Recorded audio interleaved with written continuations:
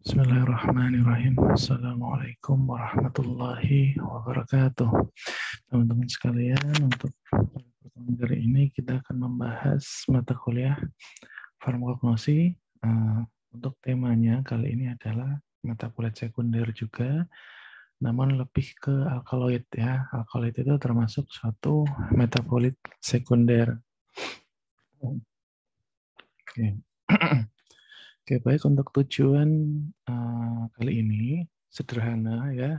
Yang pertama, pengertian dari alkaloid itu sendiri. Yang kedua, karakteristik dari alkaloid. Ya, nanti ada ciri-ciri dari suatu alkaloid itu seperti apa. Lalu kemudian jenis-jenis atau golongan dari alkaloid, ya penggolongannya seperti apa. Kemudian beberapa contoh simplesia yang mengandung alkaloid dan bagaimana nanti teman-teman kita bisa belajar mengidentifikasi bahwa oh ini adalah suatu alkaloid apa gitu ya. Oke, baik, kita masuk ke pendahuluan ya. Teman-teman sudah sering lihat ini ya, yaitu pembagian metabolit alkaloid termasuk dalam metabolit sekunder. Oke. Oh ya, sebelumnya kira-kira di atas itu kenapa ada atom N ya? Kenapa ada saya taruh atom N di sini? Kira-kira apakah sudah muncul pertanyaan atau kira-kira udah ngeh gimana sih maksudnya gitu ya? Ya, bahwa nanti senyawa alkaloid ini akan sangat berkaitan erat dengan atom nitrogen. Ya, jadi kita masuk ke definisinya. Oke, jadi terdapat banyak ini ya pendapat dan definisi mengenai suatu alkaloid ya. Di sini saya cantumkan ada 3 dari banyak ya. Kita lihat bahwa setiap definisi ini memberikan informasi yang saling melengkapi antara satu dengan lainnya ya. Nah, bisa dilihat ya contohnya yang atas, alkaloid adalah suatu senyawa organik siklis ya yang mengandung atom nitrogen, beroksidatif negative oxidation state yang mana terbatas ininya distribusinya atau dia cuma terbatas pada ini organisme hidup gitu ya. Lalu selanjutnya dan seterusnya gitu ya, ada Ensiklopedia Britania dan Merriam-Webster gitu ya, sampai di pendapat bahwa di Merriam-Webster ya definisinya NF numerous usually colorless, complex and bitter organic bases, tidak berwarna, kompleks dan bitter itu pahit gitu ya, lalu containing nitrogen dan sebagainya. Oke. Jadi dari sekian banyak definisi itu maka kita kerucutkan ke ini ya yang akan kita bahas di bidang kefarmasian ya. Jadi sebelum masuk ke definisinya, maka yang pertama harus teman-teman ketahui adalah pertama, alkaloid itu extremely difficult to define.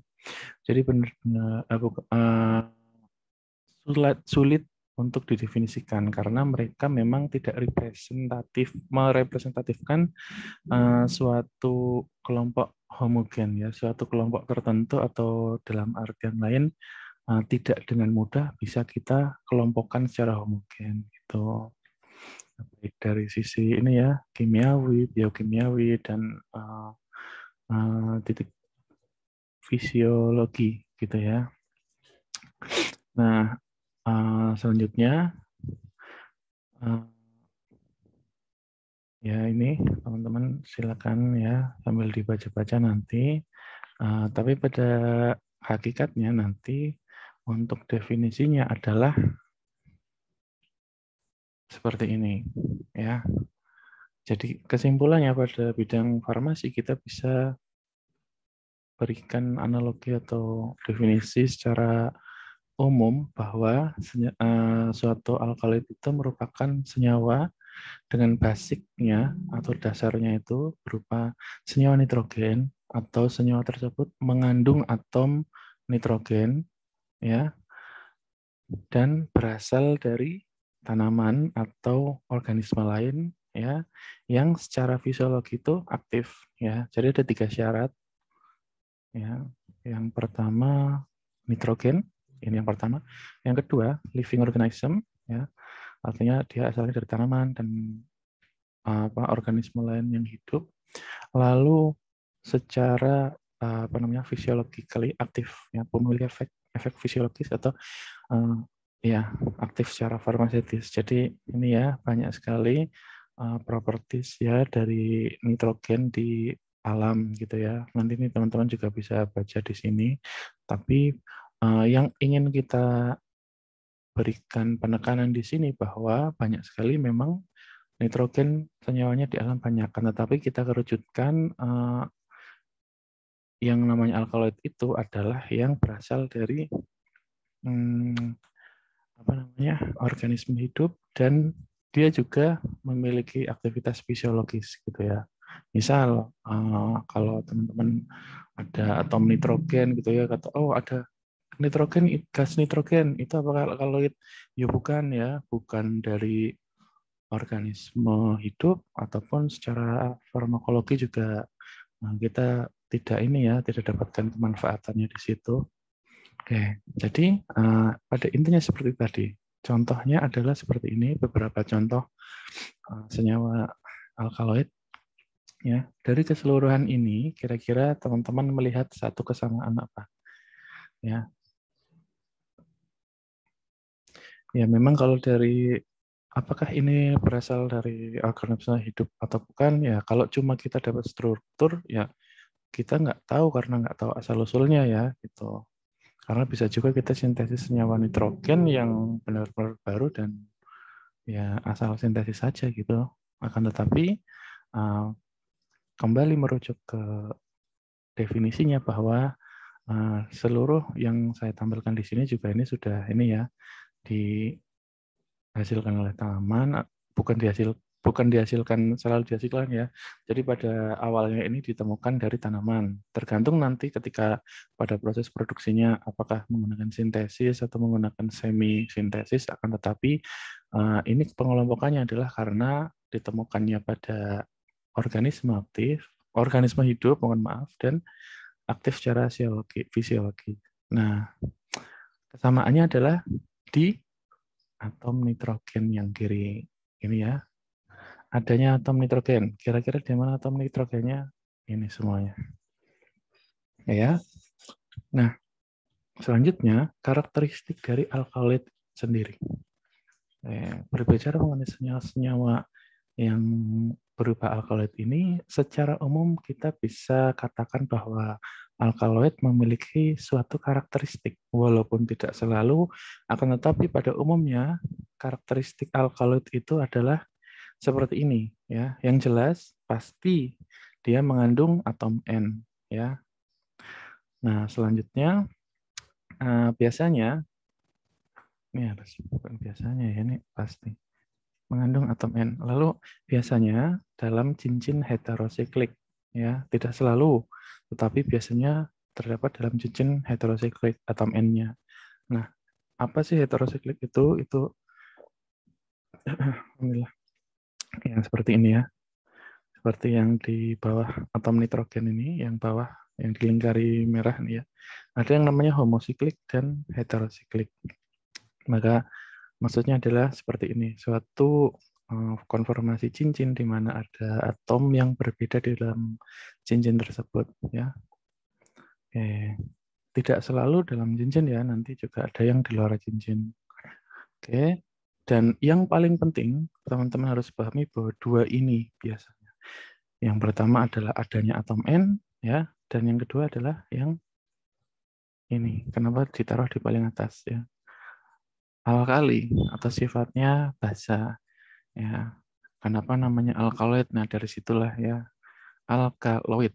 Ini merupakan suatu senyawa ya yang berasal namanya dari alkali ini ya. Ya, dia basa, tetapi basa itu kan ada banyak. NaOH itu basa, KOH itu basa. Apakah basa bisa dimasukkan dalam alkaloid?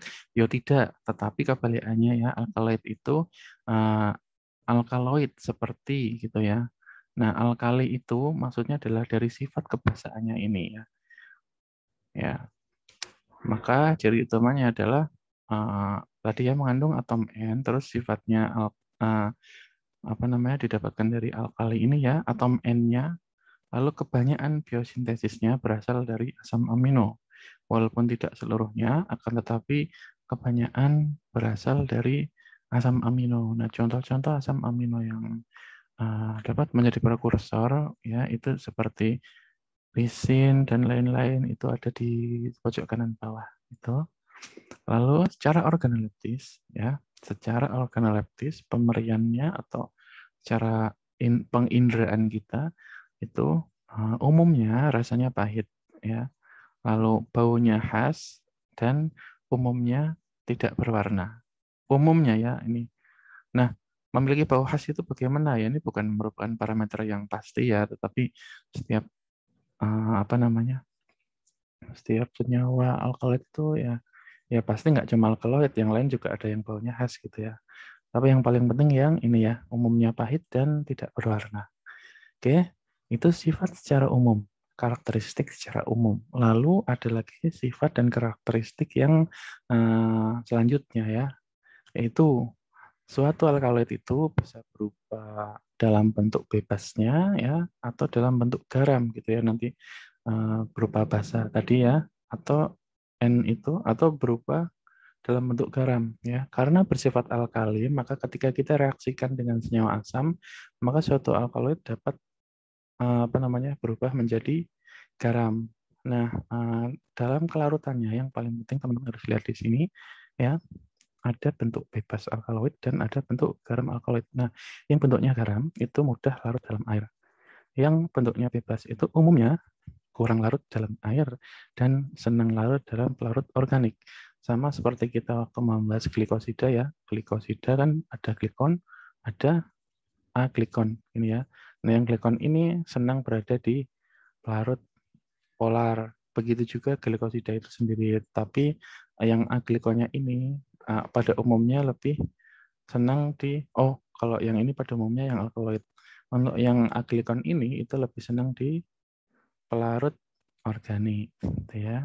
Nah, tentunya untuk di alam ini kita nggak tahu ya, tidak 100% kita bisa sempurna dalam, tidak ada yang tanpa pengecualian. Nah, gitu ya. Karena banyak sekali kita temukan di alam ini ada pengecualian tertentu gitu, seperti kelarutannya ya.